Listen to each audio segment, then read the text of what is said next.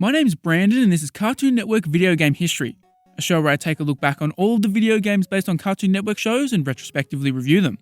Adventure Time is well and truly a phenomenon at this point in time, and as a result, Finn and Jake are back for the second time in video game form. Adventure Time Explore the Dungeon Because I Don't Know was released for the PS3, Xbox 360, Wii U, Wii, and 3DS. Explore the Dungeon was released on PC too, but in December of 2016 the game was removed from digital stores, which rendered it no longer possible to be played on a PC. This is the problem with a potential all-digital video game future. If we move to a system where physical games don't exist, titles like this will end up being lost to the ages. Just some food for thought. The release for Explore the Dungeon was a bit scattered. It was first released in Europe on November 15, 2013, but only the PS3 and 360 versions were released at this time. For North America, every single version would be released at once on the 19th, which was a day after the Wii U launched. That means Explore the Dungeon joins Ben 10 Omniverse 2 as a release window title.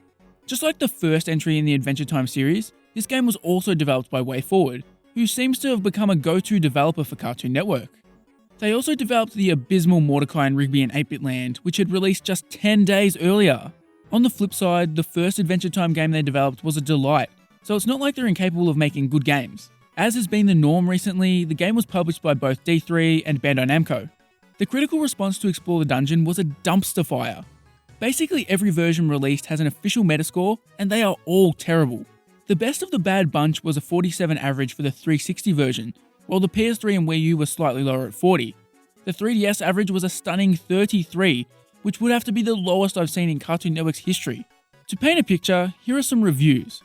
5 from Nintendo Life, 4.5 from Official Xbox Magazine, 4 from Eurogamer, 4 from Official Nintendo Magazine UK, 3.5 from IGN, 3 from Official PlayStation Magazine UK, 3 from Push Square, 2 from Destructoid, and 2 from GameSpot. The only slightly positive review it received from a site I had ever heard of was US Gamer, who gave the game a 6 for the 3DS version.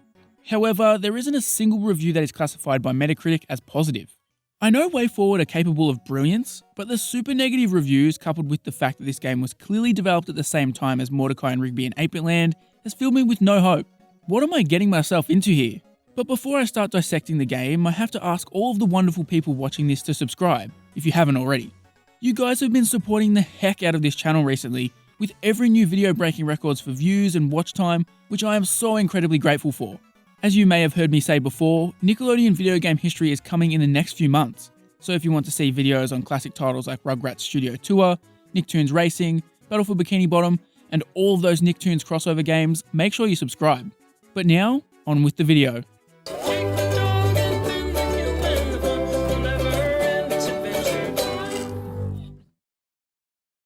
WayForward has proven with their first 2 Cartoon Network games that they're not afraid to experiment with different genres. Hey Ice King was a homage to the first 2 Legend of Zelda games, while they experimented with 2D platformers, shmups, and top-down shooters in their regular show game.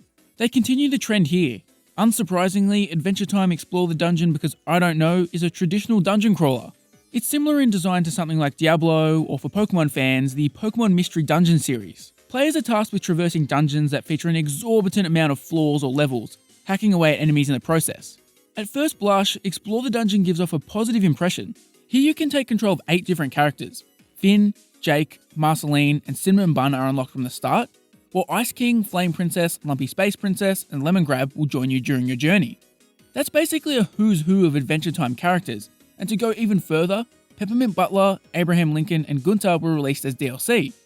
Unfortunately, while WayForward are definitely embracing the Adventure Time world here, as they did with their first game, the gameplay doesn't back it up. The way that Explore the Dungeon operates is that Princess Bubblegum sends you into a dungeon, you'll battle through 9 floors, fight a boss, and then repeat it all over again.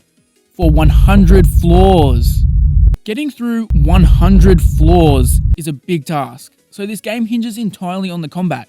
This is the main reason why this game fails. As you take control of your character, you have a very limited skill set. You have a basic and charged attack, and you can block and dodge. That's about it. Where the game tries to spice things up is in the many weapons on display here. Defeating an enemy has a chance to drop an item. This could be a health pickup or a token, which I'll touch on in a second, or it could be a new weapon. These generally fall into one of 3 categories. A weapon is either a sword, a gun, or something that is lobbed grenade style. As you progress, you'll find better and better weapons, but it gets to the point where you'll find weapons so powerful that it's pointless to use anything else. The best example of this is the axe.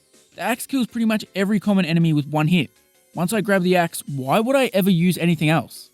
I think the absolute worst part about using the axe is that when you lose access to it, the game becomes a massive chore. When you die, you basically lose everything, meaning you start out with your regular attack and have to hope you find a strong weapon again. Playing through this game, particularly on the higher floors, is a huge slog without a strong weapon. The game starts sending so many enemies at you and you just have to stand there and boringly dispatch each of them one by one. To try and keep things fresh across 100 floors, they drip feed new mechanics.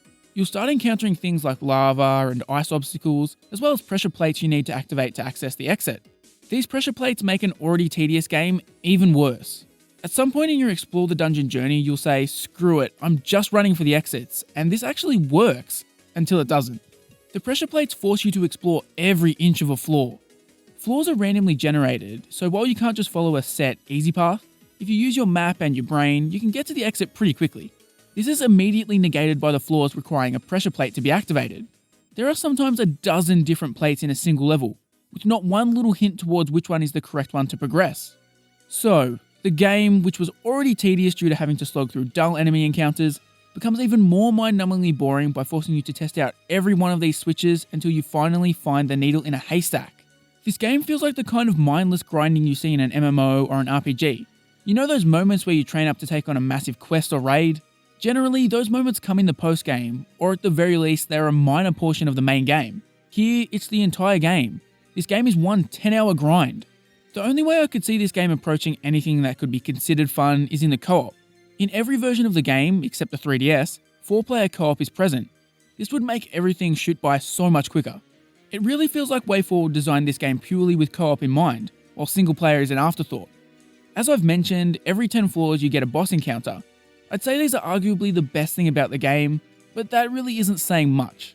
The boss battles are generally decent, but they're never great enough to justify the boring trudge through the previous 9 floors. And at times, the boss battles just completely suck. The god-awful escort mission boss battle actually had me begging to get back to the regular gameplay. Here you have to wander around in the dark listening to various grunts in the hope that it's one of the good people. The female good people are pretty easy to distinguish, but the males all grunt exactly the same as the enemies. It's all just extremely frustrating, and I'd say it barely counts as a boss battle. Also, there is weirdly no boss battle between floor 71 and floor 90. This is the absolute worst time to just force you to deal with the standard gameplay. Before jumping into a dungeon, you're asked to equip tokens. These are special abilities that are used up once you leave a dungeon. These have a huge range of effects. Some will make you immune to specific attacks or give you a better dodge, some will increase your health, and some make collecting treasure easier. Speaking of that, as you journey through these floors, you will also collect treasure, which is the game's currency that can be spent back at the hub world. After every 5 floors, you'll be asked if you want to return to the hub world where you can spend the treasure, but after every 10 floors, you are forced back to the hub world anyway. I never saw the point in heading back to the hub world after 5 floors. You never even save up nearly enough treasure to make this worth the trip back. You see, treasure doesn't stack in this game. Once you leave the dungeon, you are forced to spend it all, otherwise Princess Bubblegum claims the leftover treasure as a tax. While you can buy various items and tokens, what you'll really want to purchase are the stat upgrades. In Explore the Dungeon, you can upgrade health, rowdiness, focus, and imagination. Purchasing the first upgrade of most of these stats are easy enough, but purchasing the rest are a pain in the ass. These upgrades cost so much treasure that you are forced to grab every single piece of treasure in a 10-floor run and never die. If you die, you're sent back to the hub world with your treasure stores being slashed. Bye bye upgrades.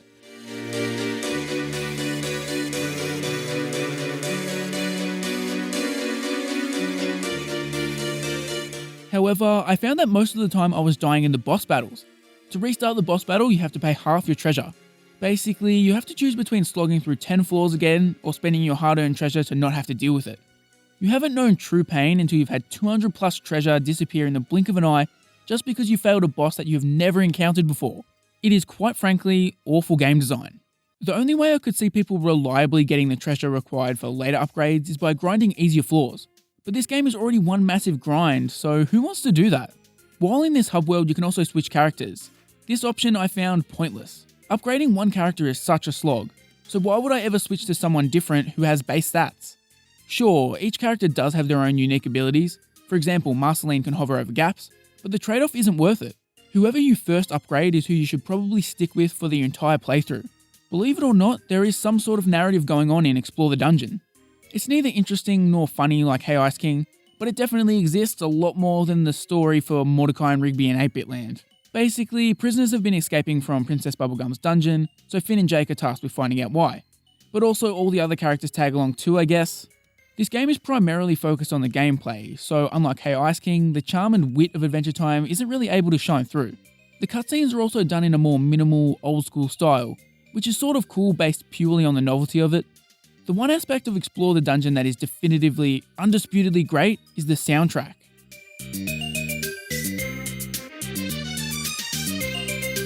I don't know what it is about WayForward, but they knock it out of the park every single time when it comes to music. They just seem to have a keen eye for composers who are going to make a memorable and enjoyable soundtrack. I would genuinely be so much more negative about this game if it didn't have a killer soundtrack. It made the slog so much more bearable. While I wouldn't recommend actually playing this game, I highly suggest you check out the OST. It's brilliant.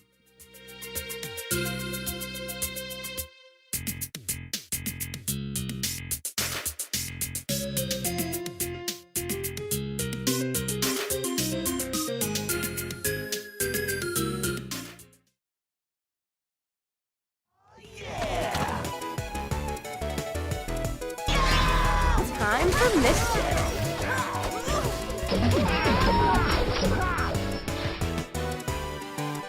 Easy peasy, living greasy. Let's kick some buns. Can't resist these lumps. Who's ready to ice some gold?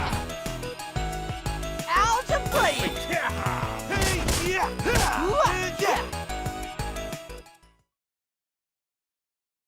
Well, the goodwill I have for WayForward is starting to run out. Hey Ice King bought them some credibility, but it's been squandered on 2 games that were released 10 days apart. I guess Explore the Dungeon is a technically solid game.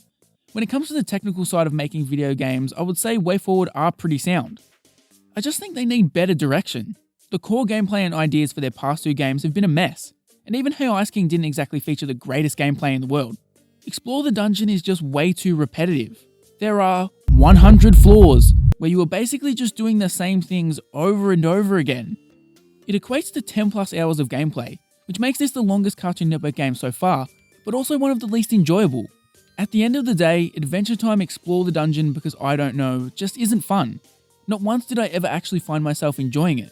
WayForward have one more chance to prove themselves in the Cartoon Network space, as they also developed Adventure Time Secret of the Nameless Kingdom. That also just happens to be the next game on our schedule here. Can WayForward go out with a bang? Make sure you subscribe to the channel so you don't miss out.